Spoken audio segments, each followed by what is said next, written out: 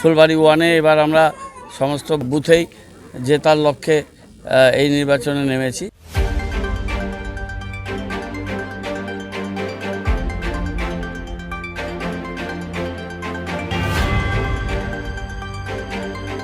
ফুলবাড়ি 1 নম্বর গ্রাম পঞ্চায়েতের অন্তর্গত পোড়াঝাড় এলাকায় পঞ্চায়েত ভোটে তৃণমূল কংগ্রেস প্রার্থীদের হয়ে প্রচার সারলেন শিলিগুড়ির মেয়র গৌতম দেব।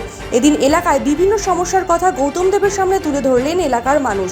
গৌতম দেব বলেন, এলাকায় যে সমস্ত সমস্যা রয়েছে নতুন পঞ্চায়েত তৈরি হলে সেই সমস্ত সমস্যার সমাধান করা হবে। মূলত এলাকায় জলের সমস্যা রয়েছে এবং বর্ষার সময় জল জমার সমস্যা রয়েছে, সেই সমস্ত সমস্যা নিয়ে কাজ করা হবে বলে জানান তিনি।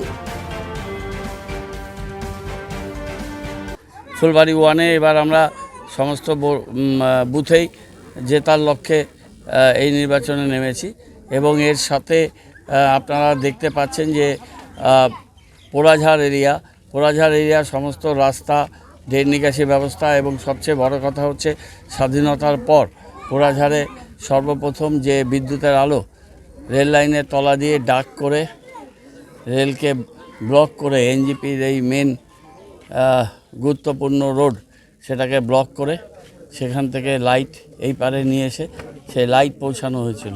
মমতা বন্দ্যোপাধ্যায়ের নেতৃত্বে যে ব্যাপক উন্নয়ন হয়েছে, বিজেপির এমপি এবং এমএলএ এসে সর্বনাশ করে দিয়েছে।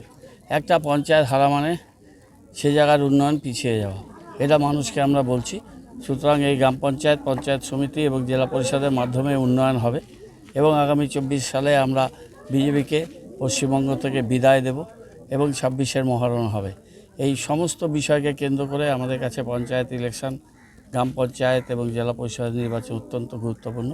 আমরা মানুষের কাছে বিনীতভাবে এই প্রার্থনা নিয়ে এসেছি, তারা যেন সর্বস্তরে তৃণমূল কংগ্রেসের প্রার্থীদের এই উন্নত পঞ্চায়েত ব্যবস্থা গড়ে তোলা এবং উন্নয়নটা ডাবগ্রাম ফুলবাড়িতে যে ব্যাপকভাবে হয়েছিল 2 বছর ধরে এই বিধায়িকার নেতৃত্বে আর এমপির নেতৃত্বে প্রায় 5 বছর ধরে উন্নয়নের সর্বনাশ হয়েছে, সেই উন্নয়নকে আবার ফিরিয়ে নিয়ে আসার জন্য পঞ্চায়েত লেভেলে সমস্ত স্তরে ত্রিস্তরে তৃণমূল প্রার্থীদের আমরা ভোট চাই।